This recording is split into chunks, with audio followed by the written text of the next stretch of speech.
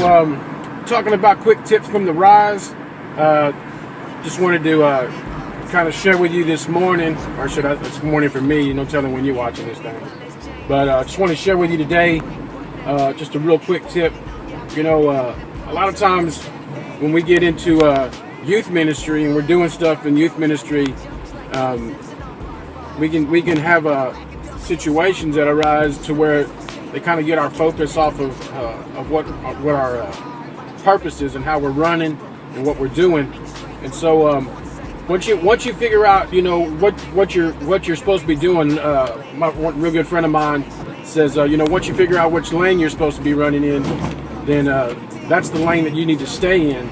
It's kind of like when you're driving, if you veer off into the other lane, you'll start hitting those dummy dots, they're like, and so you realize that, well, man, I'm in the wrong lane, or I'm getting out of my lane. And a lot of times when we're in youth ministry, situations come up with students, situations will come up with parents, and they'll try to draw your attention away from what God's doing. And you have to remember that it's the enemy that comes in to cause division. It's the enemy that comes in to cause problems within students. And so when you think about when you're doing those type of things, or not necessarily doing, but when you're handling those type of situations, always try to be objective. Don't try to be take sides of who's right and who's wrong.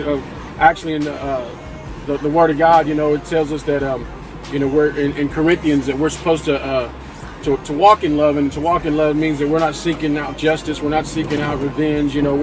We're quick to forgive, and walking in kindness and meekness and so forth. And so you want to make sure that when you have situations that you're dealing with young people and parents and with leaders, that you don't want to have your motives wrong. You want to make sure that your motives are staying pure, to check your motives and make sure that you're staying pure. You want to make sure that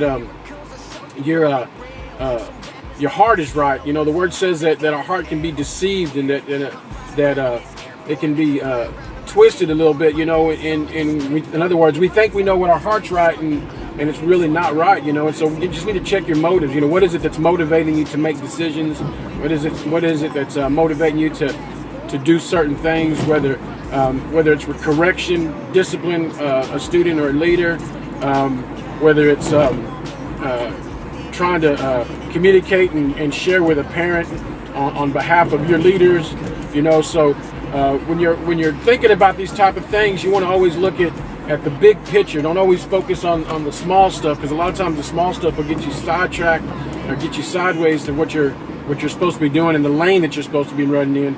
And so one last thing I want to share with you guys, just real brief, is that there's two types of fires that you'll see in youth ministry or in ministry in general.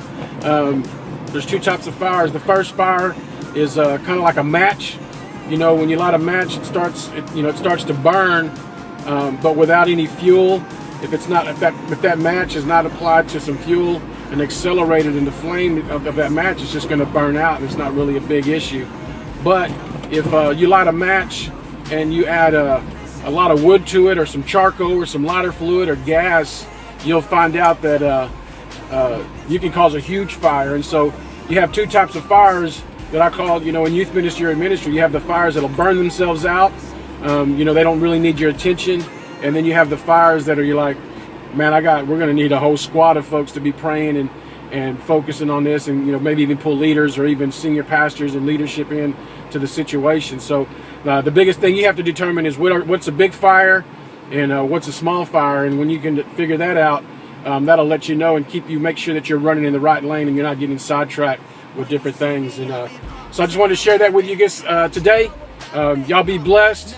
Continue the work of the ministry. Don't grow weary in well doing. I call you blessed. I love you.